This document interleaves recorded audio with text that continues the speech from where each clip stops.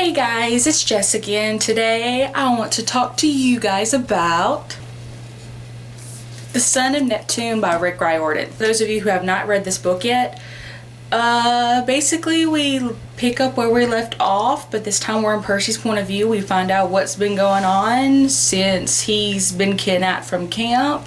We also get another quest and a couple of new characters, and that's all I can really say without spoiling anybody. So for those of you who have not read this book, I'd suggest you leave now before you get spoiled, and you don't want to be spoiled. You don't want to be spoiled. I was so relieved when the very first chapter we read, it was in Percy's point of view, and I can't tell you how good it felt to read in his point of view again, because it wasn't even the first paragraph and I was already laughing my butt off. The snake-haired ladies were starting to annoy Percy. They should have died 3 days ago when he dropped a crate of bowling balls on them at the Napa Bargain Mart.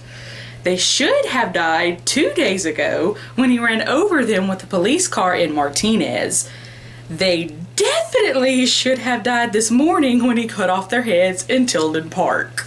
The most horrible thing about her, she was still holding her big silver platter of free samples. Crispy cheese and wieners. Her platter was dented from all the times Percy had killed her, but those little samples looked perfectly fine. She just kept toting them around California so she could offer Percy a snack before she killed him.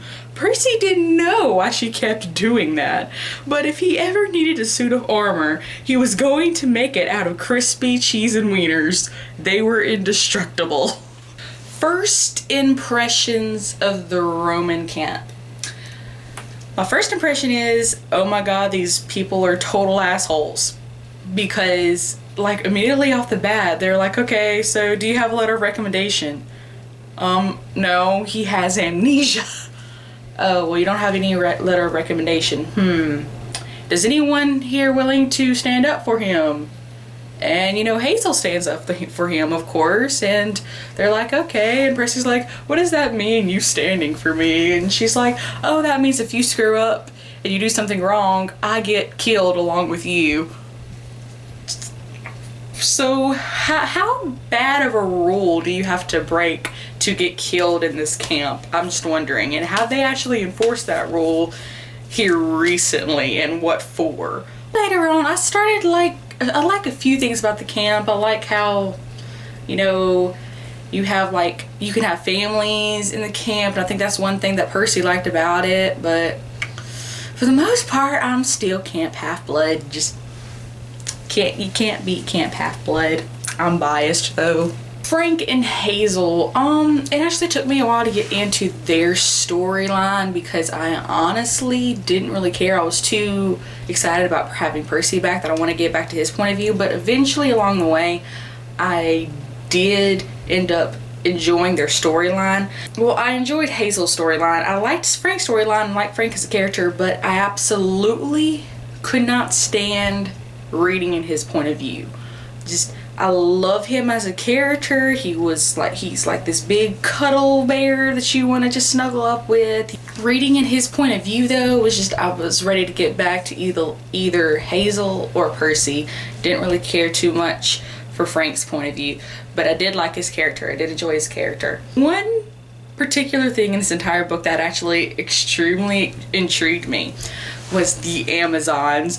Of course, the Amazons are running Amazon. I'm never going to be able to look at Amazon.com the same way again. That Amazon girl, she was like, the humans do not realize that they are funding us and that we are going to build our organization and we are going to take over the nation and finally be able to set our own rules and blah, blah, blah, blah.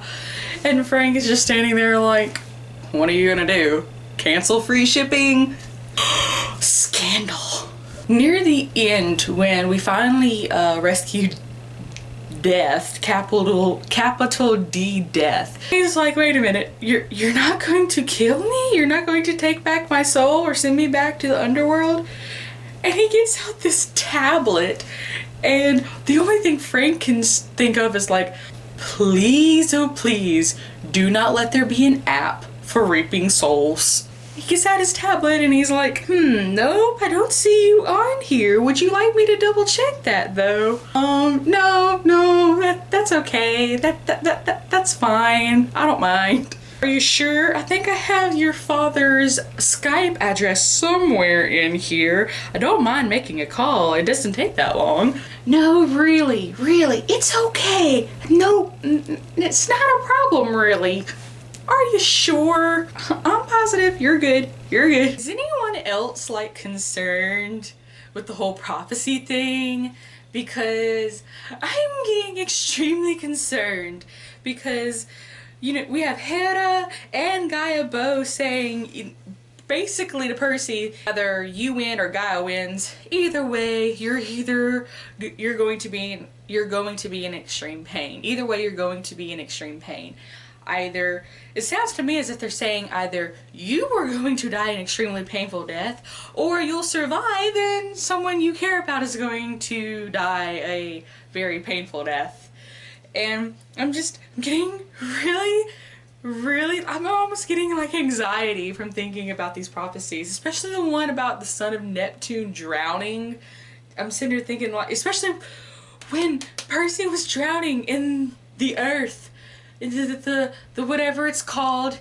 Oh my gosh, is he really going to drown? Like, what I was thinking when he took the Gorgon blood, and it's supposed to be healing everything, right? So I'm sitting there thinking, okay, well, it's healing his memories. What if he actually gets killed in this book, but he comes back to life because he drank the Gorgon blood earlier? So that's what I was thinking was gonna happen.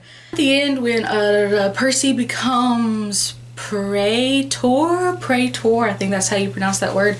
But when Percy becomes Praetor, I'm not sure how I feel about that, because now he has roots planted in the camp, and I don't know how I feel.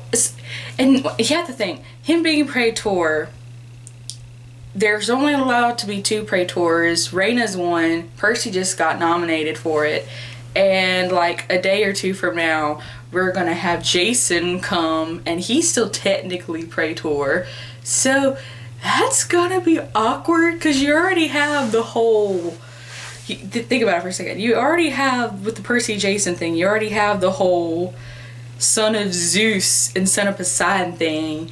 Then you add in the whole Greek demigod and then Roman demigod thing, and then you throw in the whole, okay, well, who's going to be Praetor kind of thing. Like, we were both nominated by the people. So it's really awkward. Really, that's going to be really awkward. At the very end of the book, when we finally walk out and we've won or whatever, the ship's finally coming, the ship's sailing, the ship's on the horizon, and I'm just like, yay! I could not wait to see their reactions to the Greek demigods, and I couldn't wait to see the Greek demigods' reactions to the Roman demigod camp. And nope, we don't get to see that. The last thing you see is Percy telling Hazel and Frank, like, come on, guys, come on. Puts his arms around him. He's like, let me introduce you to my other family in the book. I'm noticing that as we go along with Rick Riordan's works, he tends to favor cliffhangers, especially like in the middle of a scene. That is it for my review on the Son of Neptune. I hope y'all enjoyed. I give this book 5 out of 5 stars. I really enjoyed it. I was surprised how much I enjoyed it, considering how worried I was that I wasn't going to enjoy it because of Percy's amnesia. But his personality was still there, still had that good humor. And I know in the next book we're gonna have everybody back together, and I'm extremely excited about it. So yeah, hope y'all enjoyed. That's it. Bye. I feel like I'm frozen in time, living in a world so cold. Get my bouncy curls. This hairdo looks kind of weird. Oh well. Bounce, bounce, bounce, bounce.